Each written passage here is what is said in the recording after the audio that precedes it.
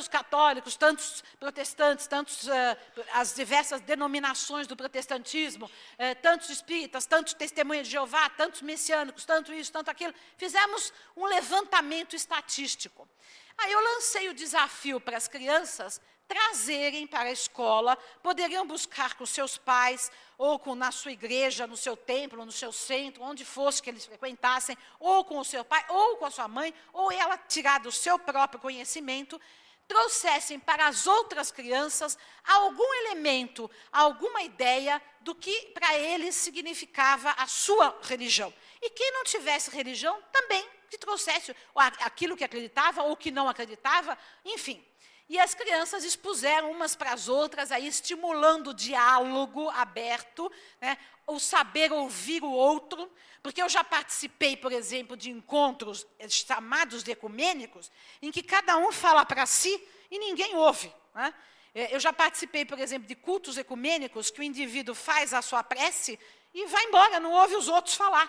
Né? Isso é um absurdo. Mas já participei de outros em que realmente se criou uma sintonia entre todos. Cada um fala, o outro ouve, o outro partilha. E porque se não houver essa partilha de sentimento, de religiosidade, dessa presença divina do sagrado num culto ecumênico, então para que nós vamos fazer culto ecumênico? Quer dizer, para cada um se exibir e sair.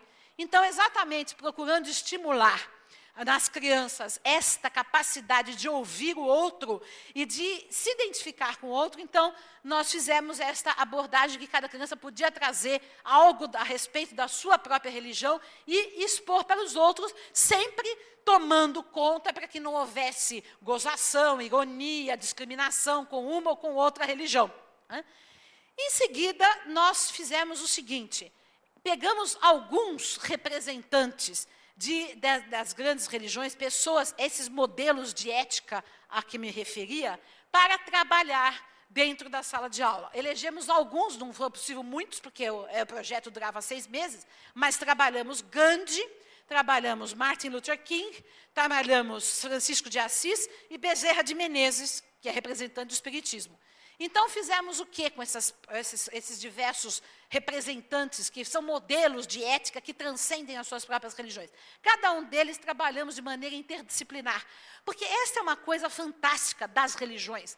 As religiões são necessariamente interdisciplinares, porque elas lidam com ética, lidam com arte, lidam com a história, lidam com todos os assuntos. A religião está entranhada em todos os assuntos da humanidade.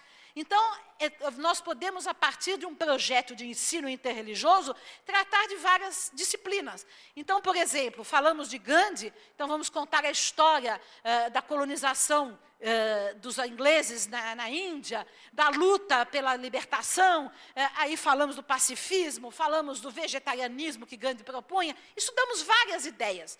A mesma coisa no caso de Martin Luther King, já trabalhamos sobre a questão da escravidão, da ida dos negros para as Américas, da discriminação racial, de toda a história. Trabalhamos música, esta música que eu cantei aqui, as crianças aprenderam que é uma música dos negros, né, americanos. Então, trabalhamos todas essas ideias. No Bezerra de Menezes, trabalhamos a questão da medicina, porque ele é considerado o médico dos pobres. Então, o acesso do povo, que até hoje o povo não tem acesso à medicina, e como ele queria romper isso, e era justamente alguém disponível para atender todos os pobres.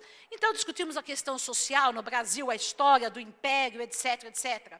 Francisco de Assis, discutimos a Idade Média, a história da Igreja, como ele é considerado patrono da ecologia, então a questão da ecologia hoje, no mundo atual, enfim, vejam que cada item desses dá para espalhar para várias áreas do conhecimento, um trabalho interdisciplinar. A partir daí, isso tudo com estímulos também multimídia, passando filme, recitando poesia, vendo música, vendo quadros, que é para mergulhar o indivíduo dentro de uma percepção múltipla, porque a nossa escola é muito cerebral e não lida com o emocional, com o musical, com o plástico, com o criativo. Então, a educação tem que recuperar isso. E a religião, ela também tem a ver com tudo isso, porque a religião pode lidar com a razão, mas também, predominantemente, lida com a emoção, lida com a arte, com a sensibilidade. Então, a escola pode resgatar isso através do ensino interreligioso. E com isso nós também fazemos uma política e uma educação intercultural, porque na medida em que nós falamos dos negros, dos hindus, dos judeus, dos africanos, nós estamos promovendo a identificação com as diferentes culturas, né? Então, esse diálogo religioso permite um diálogo interracial e intercultural, né? O que é exatamente a proposta que nós devemos ter para esse terceiro milênio. E, por fim, as crianças produziram poemas sobre Gandhi, desenhos de Francisco de Assis, e fizemos, no final do período desse projeto, um culto ecumênico na escola, convidando pais e professores.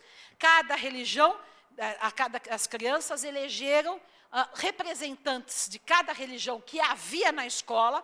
Essas crianças oraram do jeito que quiseram, e nós cantamos algumas músicas, uma católica, uma protestante, uma espírita, e aí terminamos o ano com essa proposta, que foi um momento de grande beleza espiritual, porque as crianças participando com muito sentimento, com muita seriedade, com muita circunspecção e com muito respeito para com as outras religiões. Então, mais do que um ensinamento lógico, racional, um discurso, nós fizemos uma vivência de ensino interreligioso. E eu acho que é por aí que nós devemos caminhar para formarmos realmente um milênio de maior paz, de maior entendimento e de maior convivência fraterna entre todas as criaturas humanas.